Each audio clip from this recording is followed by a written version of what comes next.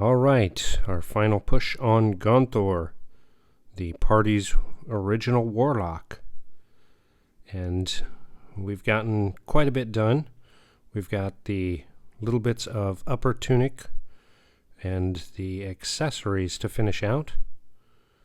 So we know, having used purple, that we want to have good contrasting and complementing colors, because there was so much purple used, because it's the player's favorite.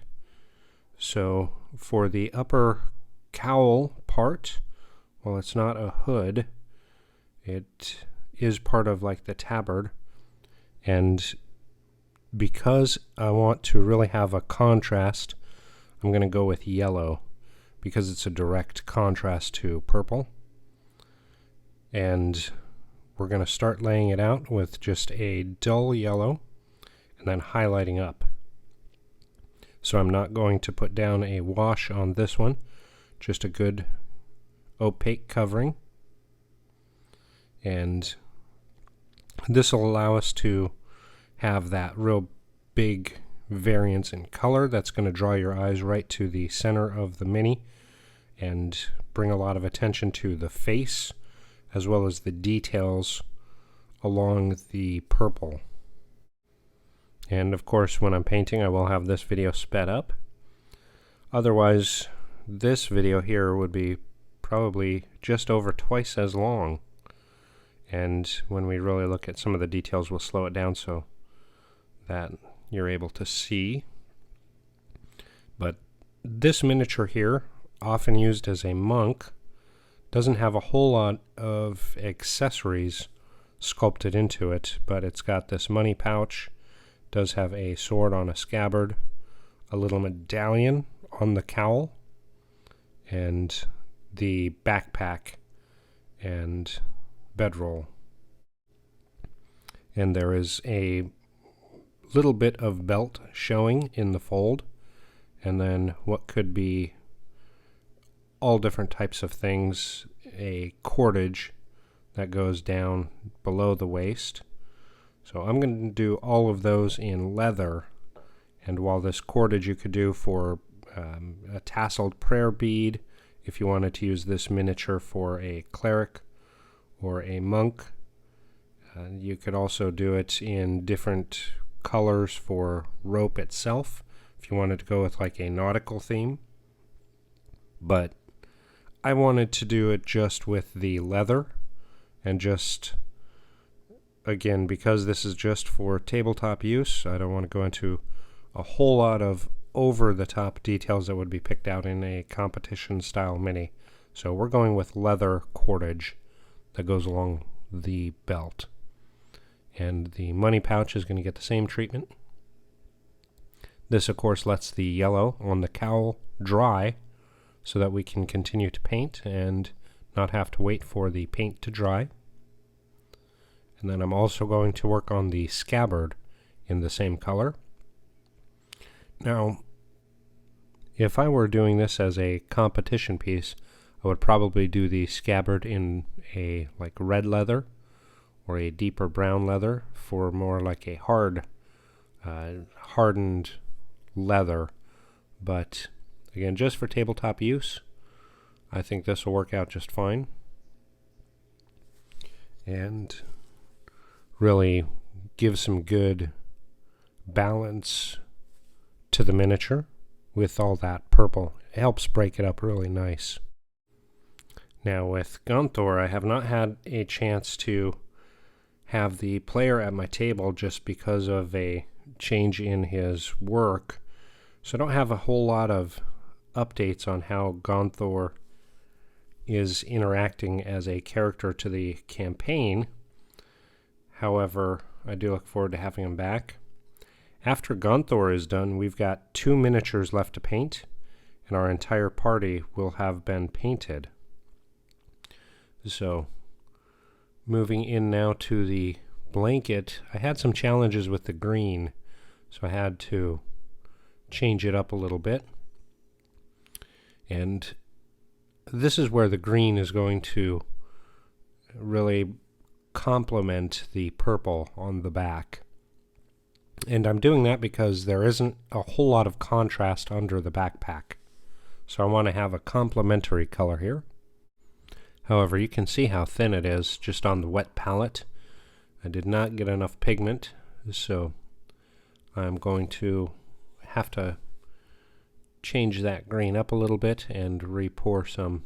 So moving back to the yellow, now we are going to start working on the highlighting color. And I'm just using a triad that I have done a little bit darker on the initial, and then I'll do a little bit lighter on the highest highlight. So adding just a touch of a different browned yellow to that base coat.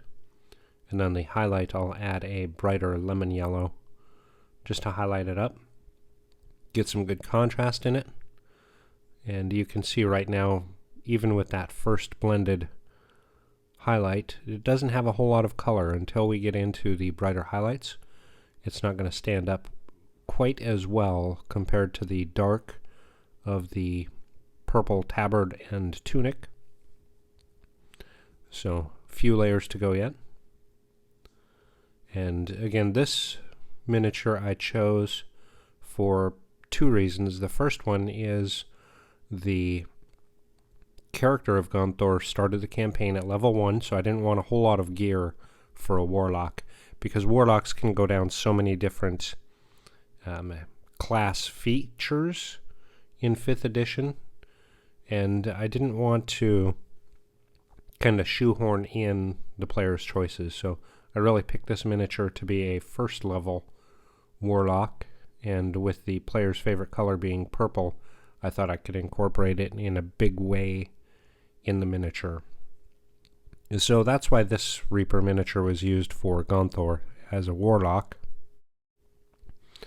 The kind of concept that the warlock can go in so many different ways is really kind of interesting, and until the players start utilizing their character in-game a little bit more and kind of focus in on whether it's their focus or whatever features, class features they start to pursue as they gain experience, really makes a difference on kind of what they look like in-game as they continue to level up. So again, this Reaper miniature just I thought was a great base point to start with laying in colors and having a good representation of a early level warlock in the game, even though it's most commonly used as a monk. And you can see on that cowl a little bit there is some cordage as well as a medallion. We're going to paint over a lot of that and then come back to it after we're done highlighting. That's the way that quite a bit of miniature painting happens, is the devil is in the detail, so you got to be aware of where they're at on the miniature, and then oftentimes you end up painting over them and having to go back and put additional coats on to make them stand out. And this is no exception because we're focused on the cowl. I'm not worried about the cordage or that medallion. So they'll start out with yellow, and then we'll come back as finishing touches to touch them out. You can see there the leather color going on, and into the strap for the backpack and bedroll. While I've painted miniatures for all the campaigns that I've been able to DM for, this is the first time I've videoed it from kind of that raw start where all the miniatures are primered to finish. And we'll have some photography, or I'll put a video together with all of them kind of individually finished as well as a group shot like we did for the halfway point. And it's definitely a process, I have to say. It's a challenge to kind of utilize the colors, the player's favorite colors, into their miniature, especially when so many of them have similar colors, like we did with the green on this group. But I do enjoy it. It's a lot of fun. I hope the players enjoy their minis, and I hope this has been fun for a few people to watch and kind of take this journey with us. Now, generally it doesn't take as long for me to get the miniatures painted, but because we've got a good decent sized group, and I've actually got 3 other campaigns that started in a similar time frame, as well as my own personal miniatures I'm painting, commissions I'm painting, and some challenge paintings. This process has definitely taken a little longer than I planned, but I think it's going to be worth it in the end. So working on starting to make sure that leather is really opaque and covered really well. I think we've got good coverage everywhere. We'll start highlighting that up with a blend from the leather into a tanned leather color, a blend of the two, and then tanned leather. So highlighting it up until we get to white leather. And it should have a lot of variation from the tans of the staff. It should be a little bit more similar to the boots. But there we're going to set and let it dry, work on the green a little bit. I did have to reblend, and it was just too thin. So now we'll get some better coverage on that bedroll, which is going to be green. There, the pigment starting to go into the medium a little bit better. You can see it's going to have a nice green, deep green, forest green base. You can see by the bedroll there it's got a mug. So I had a couple of different ideas with this. Initially I was going to do it like a copper mug and use metallics on it. But I changed my mind, and because, again, this is not going to be for show or it's not going to be for sale, I am just going to keep with kind of a steel mug. And back into cordage. Here we're going to start highlighting and bringing these leather bits up in tone and color. With the small amounts of items left to paint on this one, this video will be able to push through and get Gonthor complete. We do have 2 more miniatures to paint after Gonthor to paint our party from primered to complete. So as we highlight in, you'll see just the straps. I think of, when I'm highlighting leather, I think of where is it going to rub. So bottoms of backpacks, kind of corners, edges, the lip, any place it bends and folds or rubs is what I want to focus on highlighting. Backpacks. Initially I was going to do this a little bit different and put a bit of a purple glow coming out from the ends of the backpack. However, the OSL, it's called, is a little bit more challenging to do, and I decided I would not do that on this miniature. I was just going to paint it like a regular backpack and call it a day. Initially I was kind of looking forward to that OSL, but in the end I decided to skip it. Again, this is just a tabletop use mini. So there's the prayer beads, or prayer cordage, monk cordage, whatever you want to call it. I'm doing it just as leather. And the money pouch. Looks like a good full money pouch. Hope any rogue does not try to steal it, because it'll give him an eldritch blast. The bedroll and that green aspect of it, I'm really excited to see the contrast to the, or the complementary color to the purple, but the contrast to the leather. That's going to break up that back, just like the yellow breaks up the front. So really good blocking in of color and drawing details to, or drawing the eye to the different details. So the yellow is going to really draw your eye into the face and kind of top area of the miniature, while the green is going to bring it to the belt for some of the details. And the highlights, of course, just like any highlights, getting smaller and smaller in scale. Because these are thinned down paints, they're drawing pretty decent. I do have my dehumidifier on, so that helps with these paints drying on the Mini, especially when you're doing such small amounts. Really thin, really fine-haired brush. I believe this one here is a 0.05. That way we get in and get really nice tight details. And then the stippling to kind of break up the paint is a little bit more challenging on the highlights as you're doing them smaller and smaller on something like this, but still trying to keep them kind of roughed out so that they blend in a little bit more and almost camouflage the seams to the eye. The final highlight will not be able to do that though, because it's just basically dots, but I think it'll come out okay. So if you're watching this series, let me know what you think so far of the color choices for Gonthor.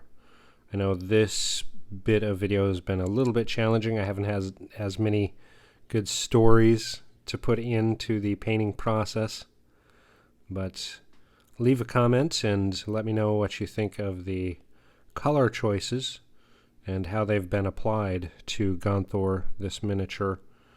And let me know what you would have done differently. Would you have incorporated purple more as kind of accent colors, or kept purple as primary colors on the miniature's clothing or appointments?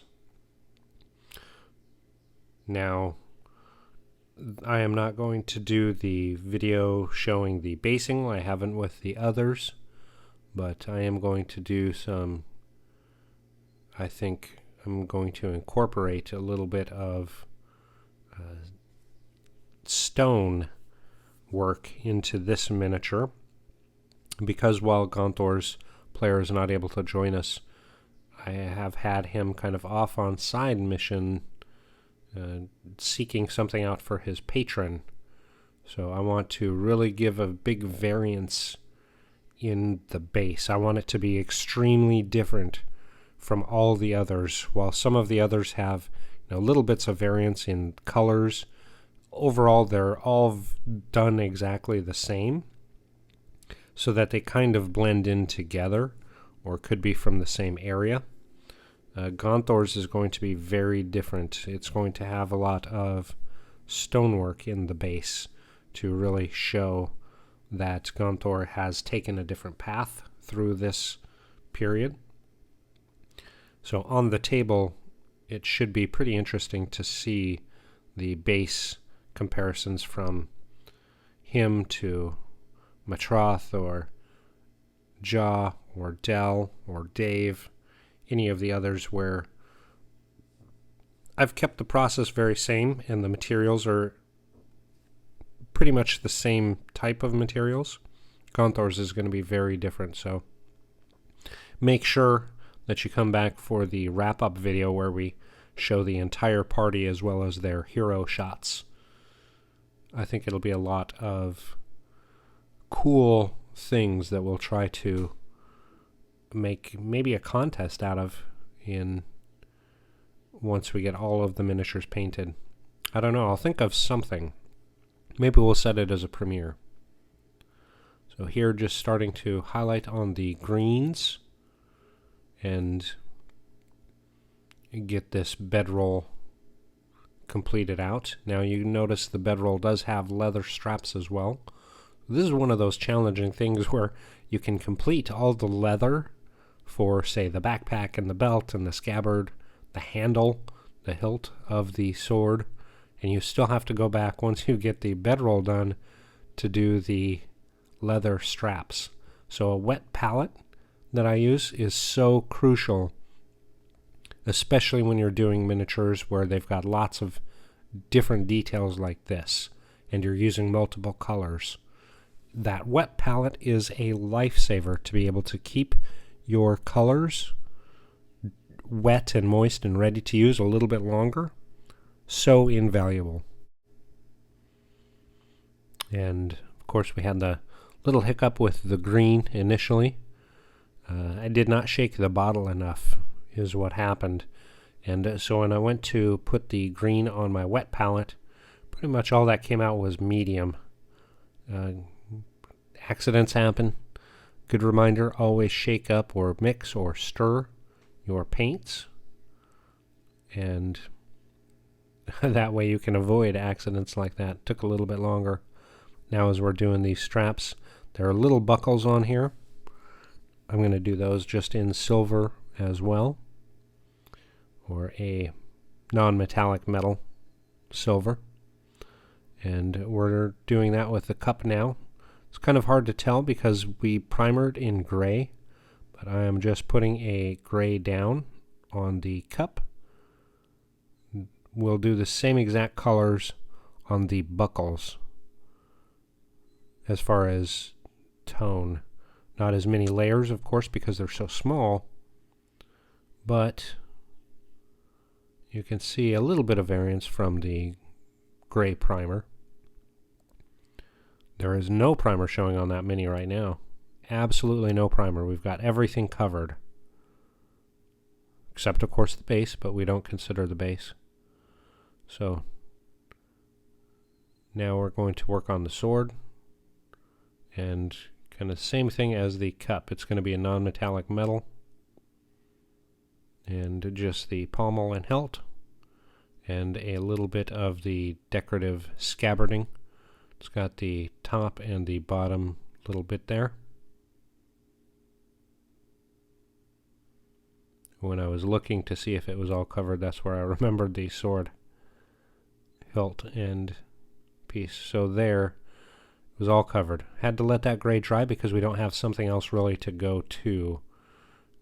I did forget the medallion there because I covered it up. However, seeing the cordage reminded me. We're going to do the same thing. It's going to stay those same grays. And this one here, I'm going to be able to do multiple kind of layers because it's so small and my paints are thin enough. I've already painted it, so I'm just painting over yellow. I don't have to be as opaque. I can go thin and they'll dry fast.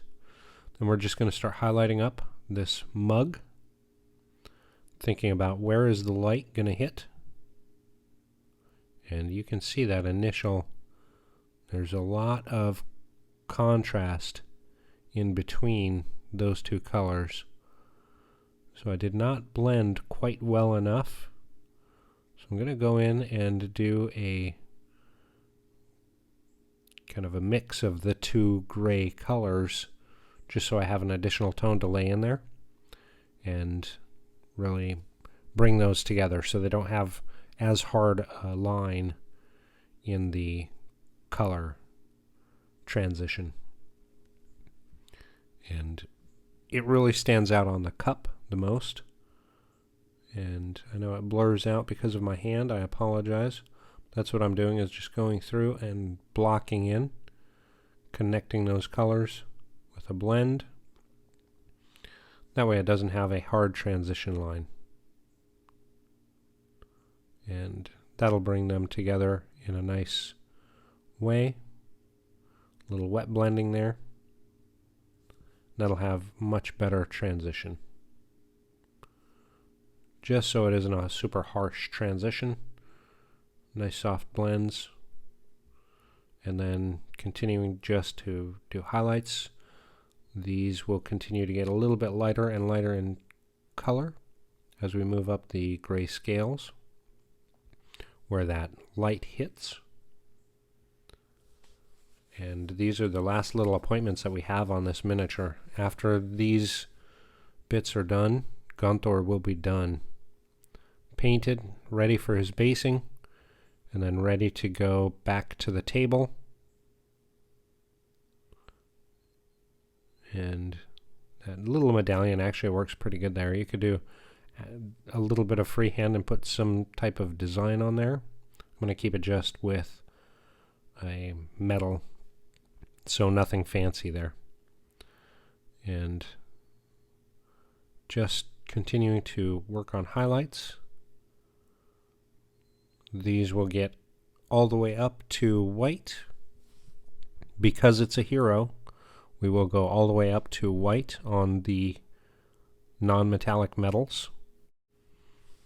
Anytime I'm painting miniatures that are beasts or villains or anything that is not a player character, I won't go up to white unless it's a commission or for a contest. But for tabletop use and exchanges, I'll go just one shade below pure white. That way it doesn't have that super bright hot spot. But for player characters, they are the shining star, so I want to take those up all the way to white. And I just started these out with a triad and then did some blending in the triad.